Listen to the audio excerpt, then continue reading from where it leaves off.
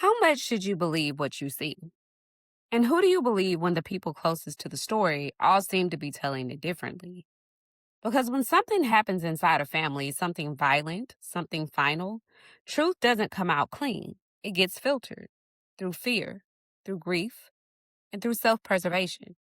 And sometimes the people we trust most, parents, partners, children, together become the same people whose stories you have to question. Not because they look suspicious, but because they have the most to lose.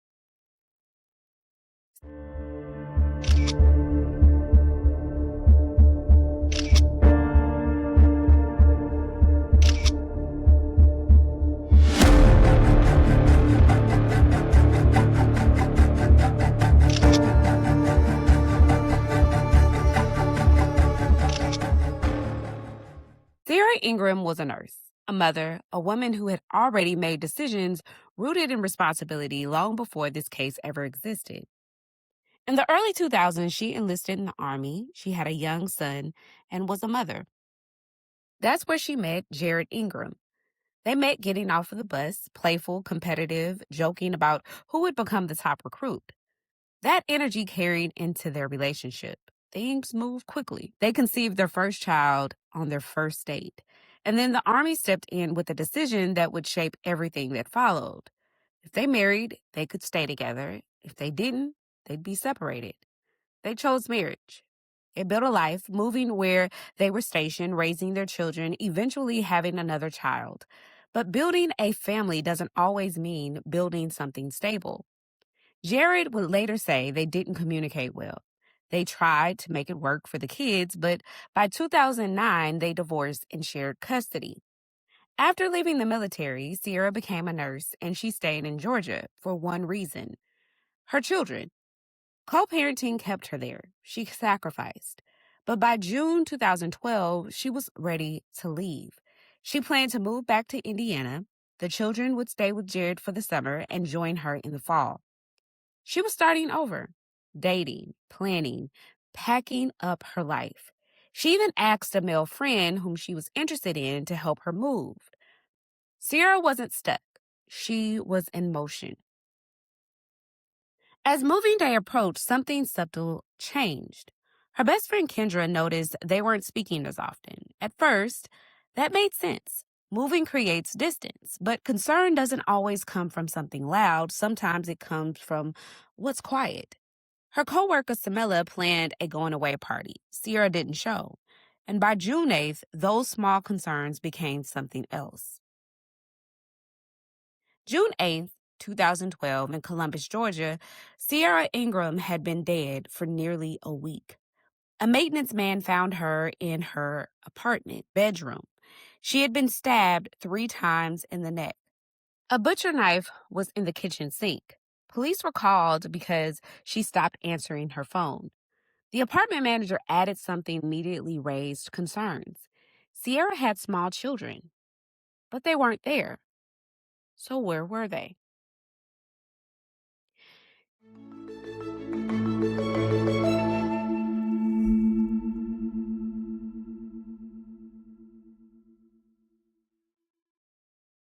Jared received a call that something might be wrong with Ciara.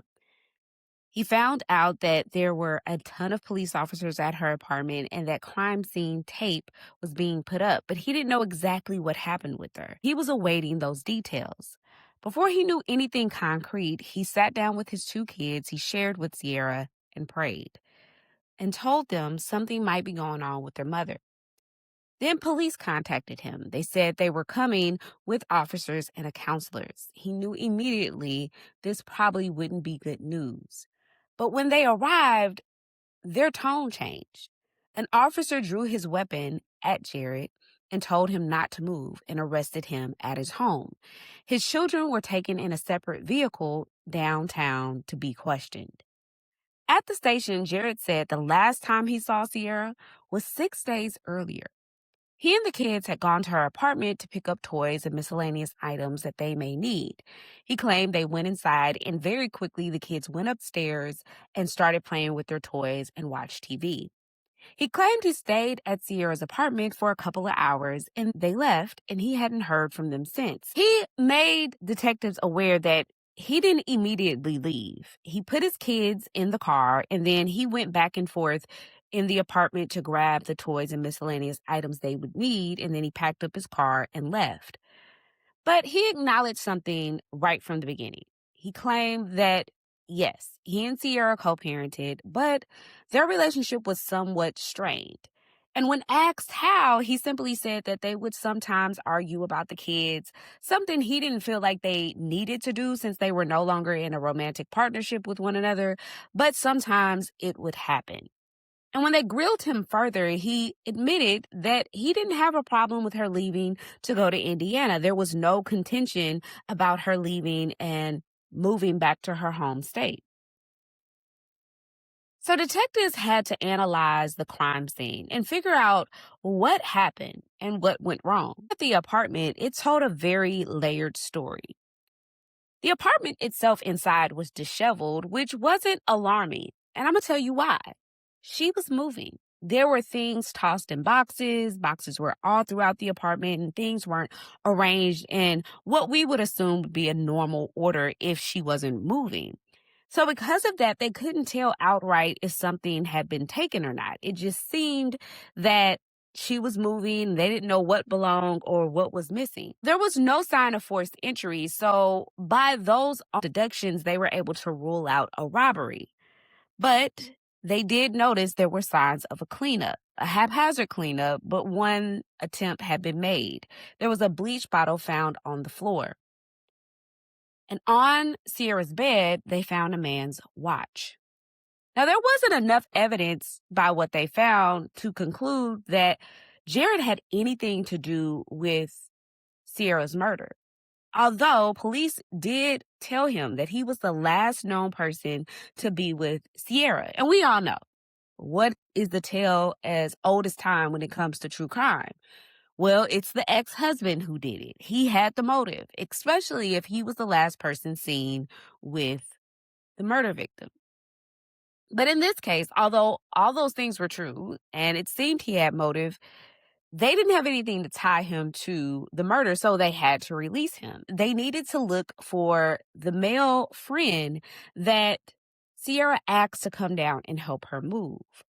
Now, investigators identified him as Ryan, and they placed a phone call to his cell phone to speak with him. According to Ryan, he stopped communicating with Ciara because she stopped answering his texts or calls a week earlier with no explanation. So he assumed that she lost interest, and he simply canceled his trip. And when police were inquiring about his whereabouts and what he was doing during the time of her murder, he asked a question. What's going on? Why are you guys calling me about this? This is a simple case of a girl that ghosted me. And investigators told him Ciara was murdered. And he was shocked. He could not believe that the person he thought ghosted him, no longer was interested, was murdered.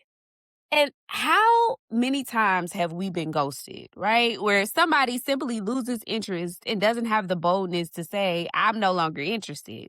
But we never think in those moments that that person could be dead or missing. We naturally conclude that they are simply not interested. And I can imagine the anger or the indifference that Ryan had about Ciara allegedly ghosting him, only to receive a call from police officers that she had been murdered. I'm sure all of the indifference, if there was any, melted away. Now, they found out that his alibi did check out, so he was ruled out as a suspect. And Jared wasn't ruled out, but he was released because they couldn't tie him to any of the DNA evidence found on scene.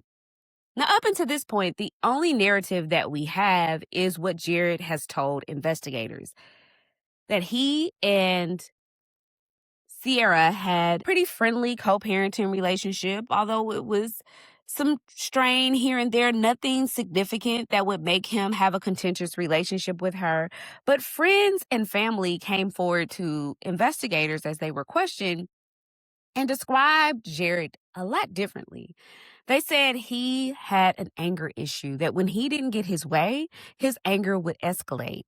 And he would often break Ciara's belongings. He would break her phone, he would break her TV. And her friend Samela from work said that Ciara mentioned physical abuse. And although she said she never saw any bruises or black eyes at work, she claimed Ciara would never allow anyone to see any physical signs of abuse, but she would hide them. But she did confirm that Ciara did tell her that happened during the course of their relationship. Now, when Jared was confronted with this, he simply denied it. He repeated what he had said earlier in interviews, that although some strain, he never hit her. They never had any type of physical violence in their relationship, and they were just co-parenting. Now, the case begins to split evidence and interpretation. I mentioned before that Ciara and Jared's children were taken down to the police station when they took Jared in after informing him that Ciara was deceased. Their children at the time of Ciara's murder were 6 and 7. Their son was 7 and their daughter was 6.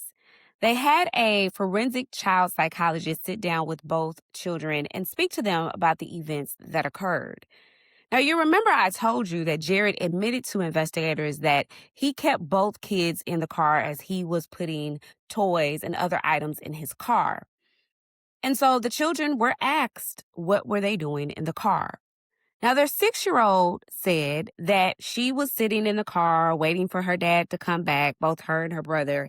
And being sick, she got a little antsy. So she decided to get out of the car and go back to the apartment door and peek through the mail slot. When probed further, she said she saw her dad standing up. And at some point during that interaction, Jared sees her and tells her to go back to the car, but she doesn't. She says her dad leaves the living room and she no longer sees him, but she can hear her mother laughing.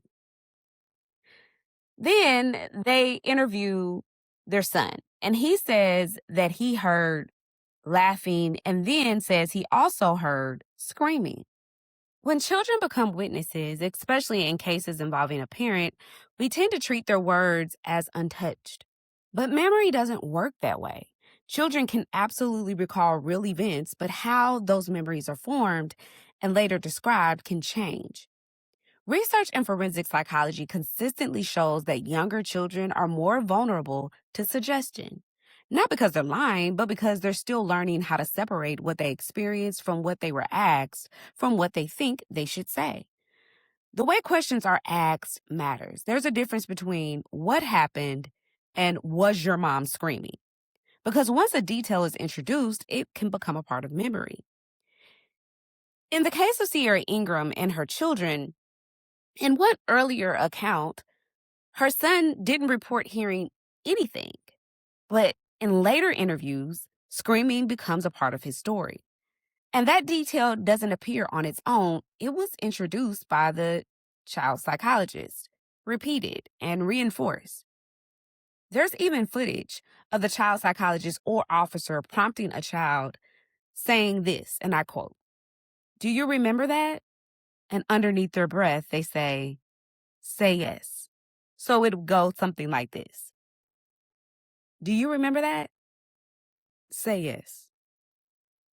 That doesn't automatically make the account false, but it does mean something important. What we're hearing may not be untouched memory. It may be memory that has been shaped. And these weren't just children recalling an event, they were grieving, separated, surrounded by adults trying to understand what happened. So now their memories exist in a different space, not just memory, but memory under pressure. On July 1st, 2012, while on his way to work, Jared Ingram was arrested and charged with murder. He sat in jail for 15 months before posting bond, 15 months before a trial, before evidence was fully argued. During that time, Jared lost custody of his children to Ciara Ingram's parents. And a condition of his bond, he could not contact anyone in Ciara's family nor his children. While out on bond, his life shifted. He began going to church. He reconnected with a high school classmate named Katie Duke, and she knew about his charges, but she knew that he was innocent solely based on what she knew about him in high school. They entered a relationship and eventually, at lightning speed, decided to get married despite him facing a murder charge. By January of 2017, an indictment was formally in place and a trial date was set. That means nearly 5 years passed between Ciara's death in 2012 and the case moving forward. 5 years of memory evolving, stories being repeated, children, children growing older. By the time this case reaches court, it is no longer just what happened, it's what can be reconstructed.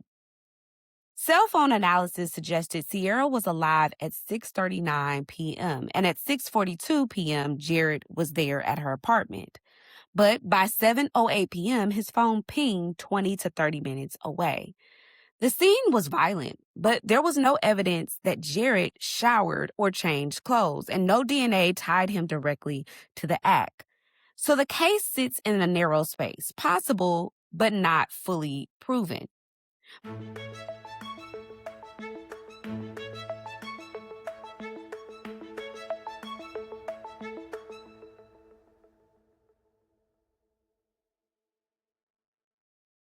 By spring of 2018, the trial begins.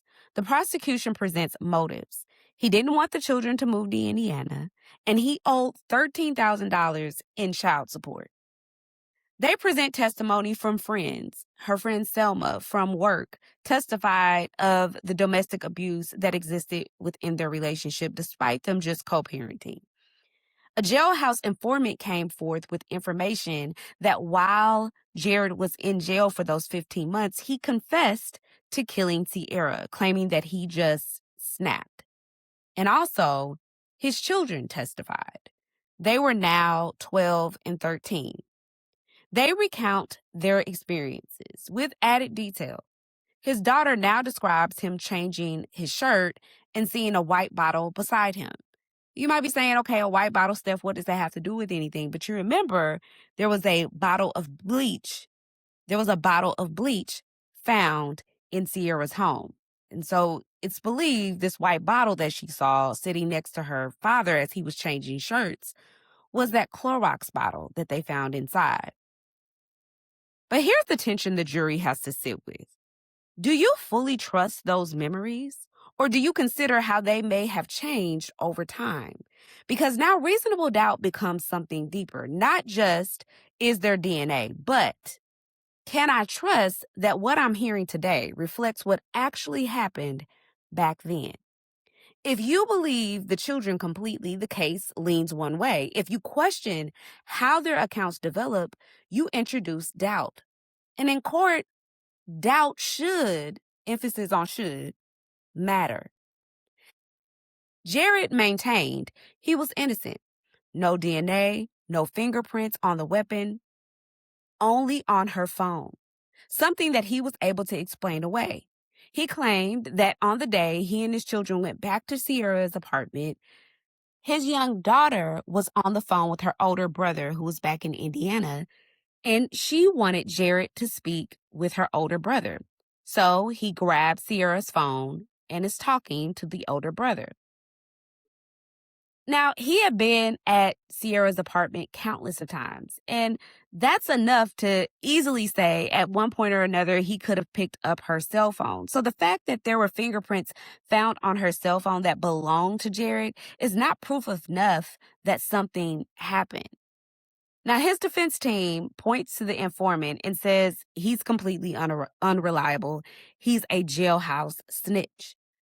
And they look back at the full scope of the children's testimonies that were interviewed at the ages 6 and 7 and point back to earlier interviews where the son never said anything about hearing screams or laughing. And then by the fifth interview, you can hear him be heavily coerced with wording and questions by an officer or a child forensic psychologist to suggest that he heard screaming. And as I mentioned earlier, when I was breaking down how children are very impressionable, Also, in that same interview, you hear the officer or the child psychologist say, "Is that what you mean? Say yes," right on the tape. And so that was played during the trial as well as a result of the defense suggesting that the children had been heavily influenced. Now, Jared decided to take the stand in his defense. He denied the abuse, he denied the motive, and denied involvement. Now, one motive that we hadn't heard up until trial was the prosecution's alleged that he killed Ciara because of the $13,000 in back child support. But according to him, he admitted that, yes, I did owe that money, but Ciara and I were working that out. That was not a motive for me to kill her. Now, there were 2 days of deliberation, and they didn't hear back any word, but there was some type of holiday or prearranged break that the jury and government officials in the city got a week off. So a week passes, no verdict. And when they return within 2 hours, the jury comes back. Jared Ingram was charged with 4 felony counts: malice murder, felony murder, aggravated assault, and possession of a knife during the commission of a crime. The jury came back with a not guilty verdict on all 4 counts. Jared hasn't lived with his children since 2012 and hasn't seen them since his trial in 2018. Quick pause just in case you're locked in right now. I want to make sure that you're subscribed to Murder in the Black and you press that bell icon so that you can keep up on our updates. For exclusive episodes and subscriber only content, consider becoming a paid subscriber. And here's a little nugget: we have a 3-day free trial on Apple Podcasts just in case you want to figure out the lay of the land first before you commit. And Storytime with Steph is back. That is where I present many true crime stories you won't always hear on our main feed, but the stories deserve to be told. And you can watch that on whatever social media platform you enjoy us on. But I especially want those of you who are on TikTok to know that I'm back. And this is where we started our Murder in the Black community. One more quick favor: make sure you leave a 5-star rating and review if you enjoy the work here. Let's get back into our story. This case doesn't leave you with resolution. It leaves you with tension. Ciara's death is clear, but everything around it depends on belief. And belief is shaped by what feels consistent, what feels credible, what feels complete. But nothing here feels complete. Ciara was a mother, a nurse, a woman preparing to start over. And what remains is not just the question of what happened, but whether what we've been told is the full truth, or simply the version that held together best in court. This isn't the usual case I bring to Murder in the Black. Typically, we either walk through an investigation where the person we suspect is ultimately proven guilty at trial, clearly, decisively, or we're left with a missing person, where the absent itself becomes the story. But even in those cases, we usually know how to feel when it's over. This one doesn't offer that. This week, you probably landed in one of 3 places. You believe Jared was guilty, you believe he was innocent, or you're sitting somewhere in between, not fully convinced either way. And that middle space is uneasy because in court, it's not about what could have happened, it's about whether there is reasonable doubt. And for me, I don't believe the prosecution met that standard. The case the prosecution presented wasn't enough for me to say with certainty that he committed this murder. The motive they presented, the jailhouse informant, the evolving accounts from his children, and the absence of DNA tying him directly to the murderous act. It wasn't enough. And that doesn't mean he's innocent. It means the evidence didn't prove that he was guilty. There's a difference. I also find myself questioning the timing. Why did it take so long to bring this case to trial? I don't know the answer for a fact, but the only conclusion I can come to is they were building, reviewing, relying on evidence they believed would be convincing. And still, it didn't close the gap. Because in every version of this story, there's loss. If Jared is responsible and walked free, that's failure of the justice system. If he's innocent, then he's lived under suspicion and will continue to live under suspicion. He's lost his children and had his life permanently altered by something he didn't do. And in both scenarios, Ciara is gone. So no matter where you land on this case, someone loses. And I want to leave you with this. When you think about everything you've heard, what made you believe the version you believe? Not just what you think happened, but why that felt certain to you. I want to hear from you. Let me know in the comments, send me a DM. And based on the responses I get, I will read some of those at the end of our episode next week. I want to remind you guys, we drop content all throughout the week. On Wednesdays, you get a story time with Steph, which are mini episodes with me, telling you about the true crime that is occurring within our community. They're mini stories, but they deserve to be heard. And sometimes we can't do all the stories we would like on our Thursday episodes. On Thursday, you get a full episode from us. And then on Friday, sometimes, occasionally, I drop another story time with Steph. Not always, but it's bonus content for you to receive. If you're part of our paid subscribers, you get bonus episodes every Sunday. That's our episode for the week. Until next time, this is Murder in the Black.